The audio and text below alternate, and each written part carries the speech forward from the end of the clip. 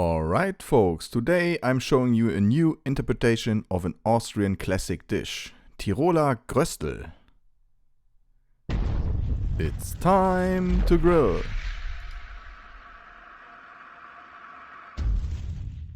I recently showed you a video about the 4-2-10 method for brisket, and I also promised to save some brisket for leftover videos. So here is a smaller piece. I had that in the freezer for 10 days. And all you have to do now is to take that piece of brisket and cut it into dices. The dish is mainly known as a leftover dish for the things that you cooked on Sunday. So your beef Sunday roast would work into a Tiroler Gröstl. If I would do a word-by-word translation for that, it just means roasted in Tyrol, which is a town in Austria. Then you will need pre-cooked potatoes. I already pre-cooked them the day before, left them overnight and peeled them. Now we are heating up our Landmann Kepler 600 charcoal kettle, heating up the grill grates and a cast iron pan. After heating that up, add some vegetable oil and start roasting the potatoes. I cut them into slices in the meantime. I haven't showed you the dicing of onions and the cutting work for the pork belly and the parsley, but I guess you know how this works. Start with the potatoes first. This goes rather quick.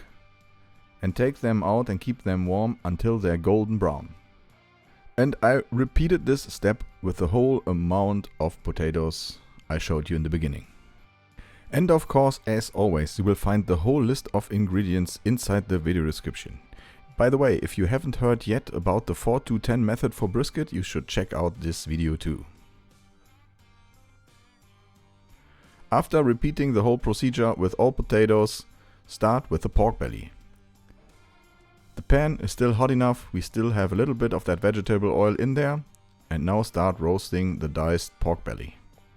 This is the best smell you can have now, and this might take about 5 till 8 minutes or so.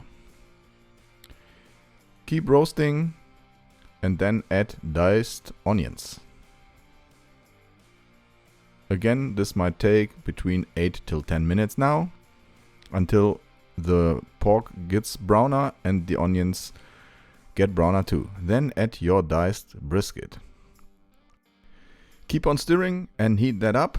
You now already have a tasty flavor inside the cast iron pan, saltiness from the bacon and a good amount of smoke and pepper flavor from your brisket. So not really much more seasoning necessary.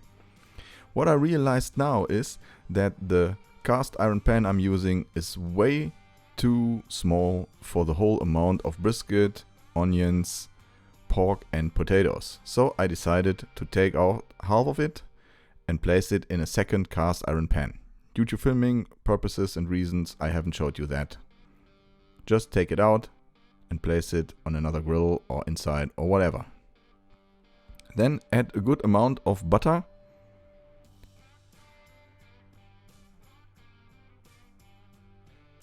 Let that melt and add your chopped up parsley. This is an important step. The butter will add some more rich flavor to the bacon and the brisket. And keep on stirring and roast your parsley inside that butter as well. Great flavor, and the green color really looks amazing inside that dish too.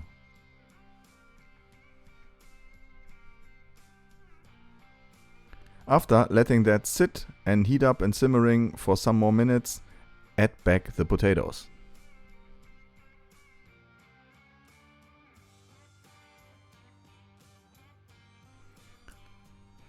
Now the dish is almost ready. You can let that sit there and simmer for some more minutes. Only one more final step to come. Looks beautiful and it is truly delicious.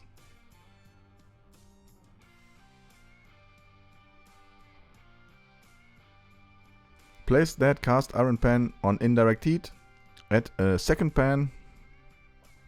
Sprinkle in some more oil and fry some eggs. This is your final topping for your Tiroler Gröstl.